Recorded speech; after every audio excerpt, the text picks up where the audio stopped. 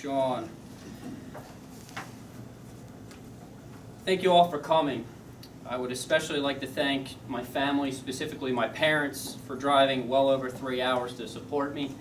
Thank you to the active duty service members and veterans in attendance, as well as their continued service. To Sean Davidson, I know he skipped out here because he's got something going on at the play, and the entire rescue squad, not just for hosting this event, but for their continued dedication and service to our community. Many of you do not know this, but these guys are hustlers. Last year, answering over 7,500 calls as a completely volunteer force. To the current and former elected officials, their representatives, it is not lost on me that some of you have driven well over 2 hours to be here. Thank you. To our next delegate from 29C, Julia Nichols.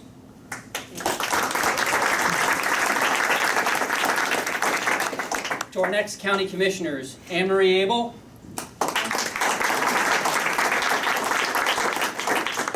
and Tim Ridgel.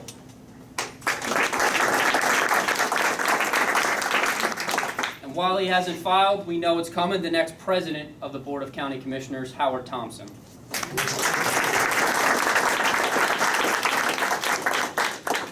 To my Booz Allen family, I couldn't be more humbled to be part of your team, and it means the world to me that so many of you are here.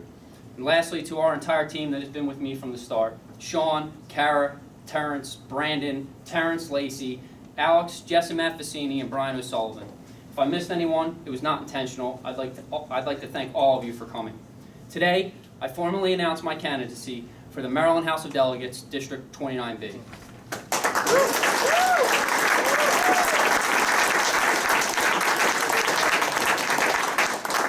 Before I talk about the challenges we face as a community and my plans to address them, I want to tell you a little bit about myself. I was raised Catholic to two teenage parents as they struggled to make ends meet. My dad worked in the food service industry while my mom cared for the sick as a nurse. I often came home to a babysitter until my sister and I were old enough to take care of our 3 younger siblings. Still, I was fortunate. Through their hard work, my parents gave me the opportunity to participate in athletics and get the best education possible. Their countless hours made me lucky enough to receive an athletic scholarship to college, earn a business degree, a law degree, and eventually join the military. After serving 5 years as a U.S. Army Ranger, with 3 deployments to Afghanistan and countless training events, I found a home here in St. Mary's. I interviewed with Andrew Fitzgerald and Danny Alton at Booz Allen, where they seemed perplexed that I showed up on their doorstep, but they still took a risk and hired me for a financial management position. The past few years have been a great learning experience, and being part of a firm that is actively involved in the community and holds itself to a set of values is truly humbling. My life experiences have prepared me for this day. Having grown up with 2 working parents in the middle class, I understand the struggles of hardworking families like those in the southern part of our family. As one myself, I know the struggles young professionals like teachers and engineers face to find affordable housing. As one that has climbed the ladder, I understand the stress families with children in Title I schools endure. Having served as a Ranger, I understand the importance of our military, especially the great men and women that wear the uniform on Pax River every day. Having shouldered the burden in excess of $100,000 in student loan debt, I have felt the same anxiety that recent graduates in our county feel, especially those at St. Mary's College. I want to enter government to serve the people's interest, not a political party's. Instead of focusing on differences between each other, I will focus on the issues that unite us and improve our quality of life. A better infrastructure plan that promotes higher standard of living. A better education system that provides the best outcome for all children, regardless of background. And a diverse economy in which all people participate. I will make practical, evidence-based policy decisions. I believe as your representative that I will embody your values, toughness, and grit. I'm willing to work with all elected officials, regardless of political party.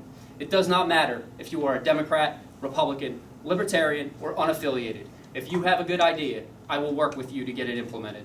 Our community's answers come from within. The focus of our campaign is getting back to basics. That is, avoiding the partisan rifts and distractions to bear down on issues that truly matter. Despite the single issue hypersensitivity of the current political landscape, most issues that impact us in our daily lives are not inherently nonpartisan. Roads, schools, and the economy have no political party. First, we must invest in infrastructure to create economic development, employ Marylanders, and enhance safety to improve our local communities. Our population has outpaced the current infrastructure, causing many of you to sit in traffic while you'd rather be home spending time with your families. And it also makes us vulnerable in future rounds of military base realignment and closure reviews. Second, we must improve our education system so that we provide the best outcomes for all children and retain their talent after they graduate. St. Mary's County is 6th in the state of Maryland in median income, 22nd in the United States, yet funding per pupil ranks near the bottom in our state. In 29B alone, there are 27 trailers outside of the 9 schools, not the best environment to foster learning for our children. It should shock the state's conscience that your students are spending the vast majority of their developmental years learning in a trailer. Lastly, we must create an economy that highlights the resources that Pax River Naval Air Station affords us, instead of simply surviving on it.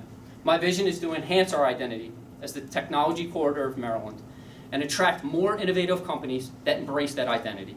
We should strive for policies that promote the entrepreneurial spirit and encourage business owners to take chances.